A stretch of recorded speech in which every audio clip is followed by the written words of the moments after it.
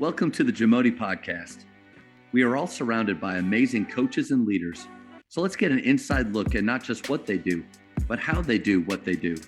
After all, becoming the best versions of ourselves is JAMODI, just a matter of doing it. Coaches, we are all searching for ways to better evaluate players in order to give meaningful feedback. Over 15 years ago, I put together a test called the JAMODI Skill Rating. The JSR takes players through a series of tests involving basketball skill or athleticism, giving them one rating at the end. Their JSR rating will give you clarity on what needs to be discussed with players and parents on areas they need to focus on improving. I test our players at least 4 times each year. They're able to compete against each other, past players' scores, and most importantly, their past performances. If you'd like to start testing your athletes, email me at jamodipodcast@gmail.com for more information. You also mentioned that coaches, we need to have a growth mindset. And even it's kind of funny, even though I love getting to do this and talk with coaches, I basically get to hold you captive for an hour or so and ask you questions and learn from you, which is great. But I think you nailed it. This podcast thing, it's awesome and it's convenient, but it should not, in my opinion, take the place of going to clinics or going to practices. To me, walking into the TABC clinic, there is this, and I kind of jotted this down. There's like an awe or there's like gratitude that I feel when I walk into that clinic of, this is so special what we get to do. And look at all of these other coaches that are here, all trying to pursue the same thing, which is just to get a little bit, like 1% better. And I think I do think we missed that by not going to clinics. Yeah, there's no doubt. And international, when you asked about the difference, like I've done a clinic in Poland. Every coach, they have to go every year to a clinic to keep their license, their coaching license. Yeah. So it just, and those guys were happy to be there and loved it. Are you going to a clinic to hang out and go drink a beer after or what, or are you going to actually learn? You can still learn and go have a beer and interact and talk to guys and have fun. That's part of it. But, it's just, that's just that it's so, I think it's sad, to be honest. And, one thing I talk about all the time is, and I've said this for many years, I'm an older coach now. We don't use the wisdom of older coaches. Yeah. And we don't help our young coaches. And finally, the NCAA is starting to allow those guys to be on coach. When I was first a GA, I could coach on the court. I could recruit. I could scout. I could do all those things. And then all of a sudden they put in all those rules because somebody abused the rules and got, somebody had 10 grad assistants or whatever. And so it was unfair. So they had to put in rules. But it hurt the young coaches. How do you get experience if you're just a video guy? Can't go on the court. You're not supposed to be talking to the players about basketball. Which to me it was like that. What kind of rules are these? But I think it's so important that we help them. And even as a high school coach, if I'm a high school coach and you need help, you need coaches. I know my brothers are Hall of Fame coaches, high school Hall of Fame.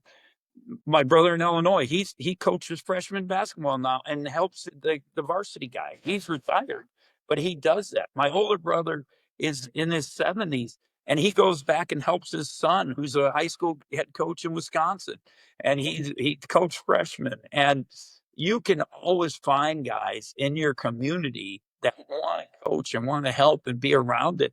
And they actually might know something. They're not trying to get your job. They're just trying to help. And it's just, I think it's great when I go to programs and you see guys there that are helping out, with kids on the side and they're older guys that, to me, one of the favorite things with our grandkids is going to help, with little kids, bitty basketball or whatever, it's so much fun. I just love it. And if we can get them to accomplish something and I can give them some ideas, it's a positive thing. Going to practices, I think you're right on the money. I love the idea of having the whole staff go, because I think, especially as a head coach, we want to give our players a ton of opportunities to be in the gym. Let's give our assistant coaches a ton of opportunities to learn the game. And man, while now being in Waco, I got to go watch Baylor's practice a few weeks back. And even though there are some things that don't translate, right, Yes. between the 8 grad assistants and managers, the 6 or 7 coaches, but you know what? Be creative and find out how can I pare this down to work with the resources that I do have. That's a part of it. If my staff, and they were out of town, so this isn't an indictment on those 2 guys, but if we could have gone to that all together, man, like, hey, this drill right here, how could we stand? What could we do, the 3 of us, to create this type of environment? And, you mentioned, like, there's videos and things like that. Those are great resources, but what you miss are the little conversations, the Yes. interactions, the way players react to things that are being said, the huddles, the time management, the flow that every great practice has. You don't get to, in my opinion, you don't get to see that through the film the same as sitting there and watching it live. There's no doubt, and going up after and saying, "Thanks for Yeah. coming," and, "Hey, coach, on this drill, why'd you do this?" You know what I mean? Or, "Why does it work?" Yeah. I can tell you, I can go in my head real quickly, like 10 different drills or plays when I sent my assistants out and they brought back it just might you might go to a practice for 2 hours, and you'll find one thing, one drill, one thing at a clinic, one play that might change your season. And it's funny. A 30-second drill, I can go through drills that our guys brought back or we simulated into our system. It's what I talked about with Coach Katie. He'd be watching an NBA game. Hey, this is pretty good. What can you go find it? And this is before you could watch every game on. So it was hard to find things. And he wouldn't always be real detailed, like, well, it was at 7 minutes and 6 seconds left in the third quarter. He would like, oh, it was in the second half. Okay, coach, thanks. And Just so find it but in those 20 minutes. yeah, yeah. I got all the time in the world, coach. I'm recruiting, but it's just those little things that can make a difference, and you can learn. Again, I said one of my favorite sayings: if nothing changes, nothing changes. But another one is that when you stop learning, you stop living, and I think it's so important. And when you stop dreaming, you stop living too. So all that stuff is for me, it's like if you want to be a coach and be successful, you better continue to be flexible. You got to continue to learn, to get your assistants to learn, be involved, and keep dreaming for yourself, for your players, and for your staff. I think there's a humility that you got to have to continue to have a growth mindset, because basically what you're saying is, I don't have this all figured out. I don't know everything. There's something else out there that maybe I could learn that'll make myself better, make my team better. And this image of JD Mayo, longtime coach at Skyline High School in the Dallas Fort Worth area, retired now and 70s or maybe even his 80s. And he will, at this year's TABC, he will be there and he'll be in the front row and he'll have his yellow legal pad out and he'll be taking notes. And it was years ago, probably 10, 15 years ago, I was there and I had my notebook out, but the speaker was talking about something that, like a zone offense. No Yes, that you offense to didn't guys think that it have a was fit. great, Yeah, yeah, it just wasn't something if they guard us in a zone, we're gonna shoot it even faster. We're just gonna get in dangerous spots. But I was zoning out. I wasn't taking notes, disrespecting a little bit of maybe the presenter's time, but I had a fixed mindset, coach. Like, I thought, I got this. I don't need this. And there's JD Mayo, not even coaching anymore. When he is hanging on every word that's being said. Man, talk about personal goals. That's it right there. yeah. And again, if you love the game, you respect the game, and the game's been good to you, you continue to do that. There's a college clinic. I don't know if you know the name Larry Shyatt was a longtime assistant for Billy Donovan, and he was also a head coach at a couple times at Cleveland State, Clemson. But he also Coach Driscoll worked for him, Matthew Driscoll, yes, because I and think he mentioned him before. yeah. So and actually, Larry ended his career as the Mavericks assistant coach. That's how Oh, wow. respected. He was, but Larry does a college and NBA coaches every year at Florida. He's done this for years and years, and he'll have, he gets NBA guys to come in and variety of top. And you got to pay to come, but you see which coaches really care, even college guys, because you can get in if you want, and I'm sure some high school guys could even get in. But the one I bring up is Del Harris. Oh yeah. Dell is there. Not only he speaks, he's taking notes. I'm speaking, and he raises his hands. He's asking me questions about. He goes, I never even thought of this concept. And this man, think of how long he's coached, and it always hit me. This is, you love guys that really care about the game, and they appreciate, that they have an opportunity to continue to give wisdom. And again, it goes back to what I said. We don't use the wisdom of our older coaches. And then, and it goes back to when you talk about zoning out and guys that won't change. And all the time when you see guys that have a successful years and now they think they've made it, all of a sudden they have a new group the next year and they're not ready. And all of a sudden their career totally changes. And being flexible, continuing to change, it's something, again, I learned from Coach Katie, who you would, as you said, probably didn't look like a flexible guy, but he definitely helped us continue to learn and grow as a coach, which will help your players in your program. You've shared so many amazing nuggets with meeting with players, and sometimes you got to force them to sometimes, but you probably feel like you're in a really good place when they're stopping by quite a bit.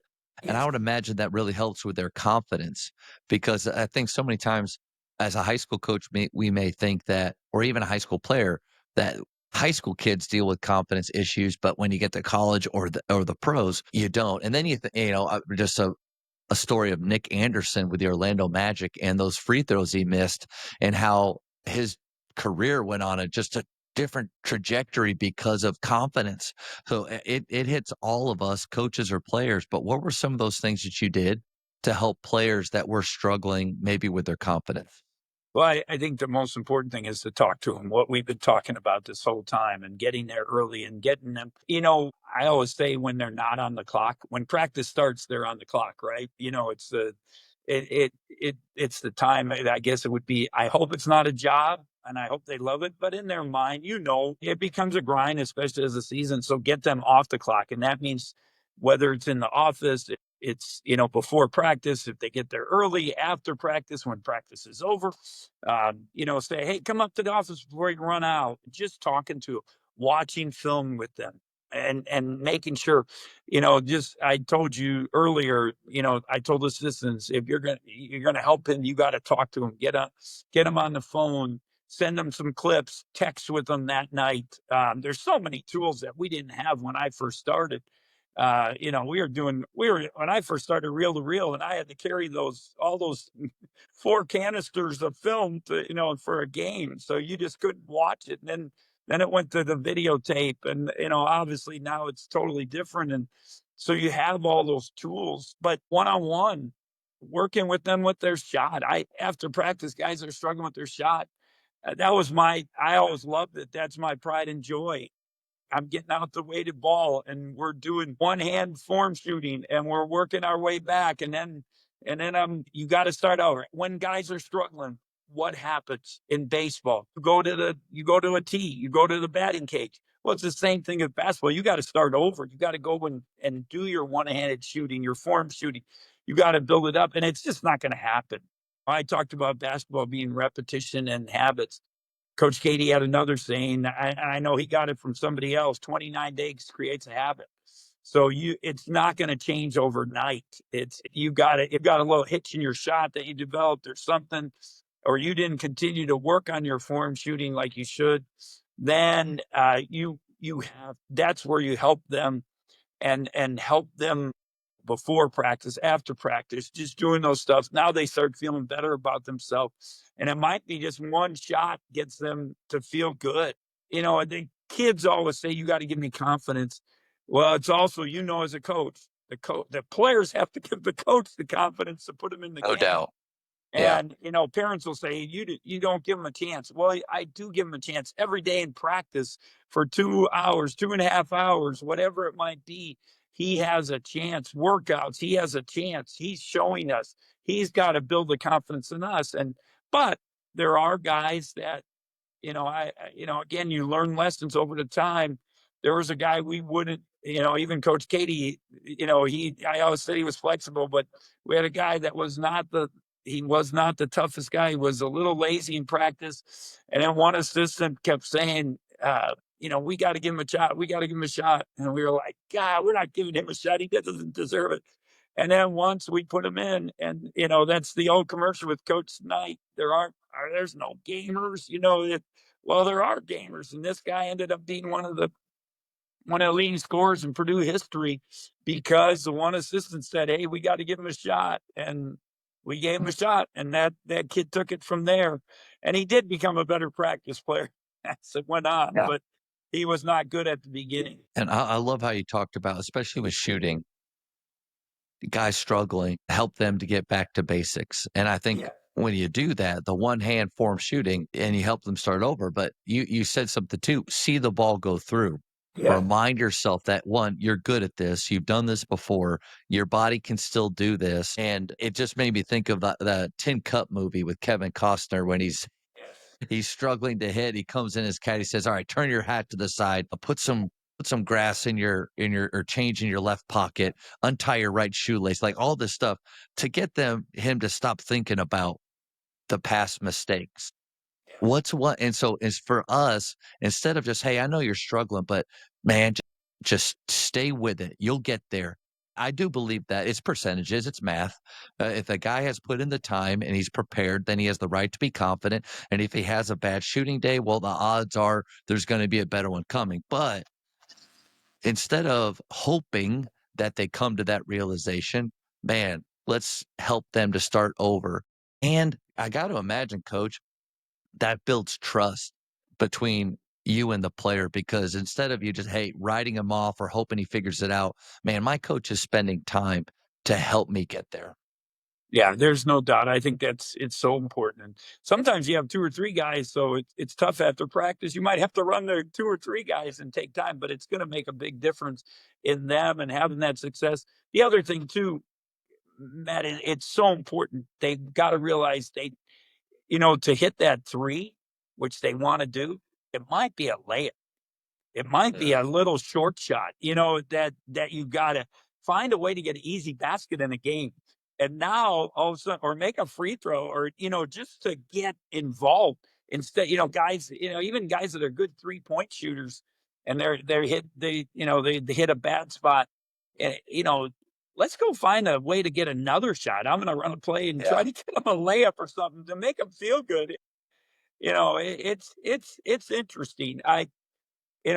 One thing, Dee Brown was, he's National Player of the Year and unbelievable player. But when I first got there, he didn't shoot lefty layups. And in practice, he did a righty layup. And he kept saying, John Stockton, righty layup. I lock my shoulder and they can't stop it, Coach. Well, you can't stop it against big guys can block it unless you use your left hand. And I kept working with him and making him do it. He was so mad at me. But I still remember we were in a game and he made a lefty layup and he ran down the court and he had the biggest smile on his face. And this is the National Player of the Year, one of the best players in the history of college basketball. That we finally got him to make a lefty layup in a game, and he was proud of it. Thank you for checking out today's episode. Please take a moment to subscribe to this podcast, share it with your fellow coaches, and find us on social media for what's coming up next on the JAMODI Podcast. It's just a matter of doing it.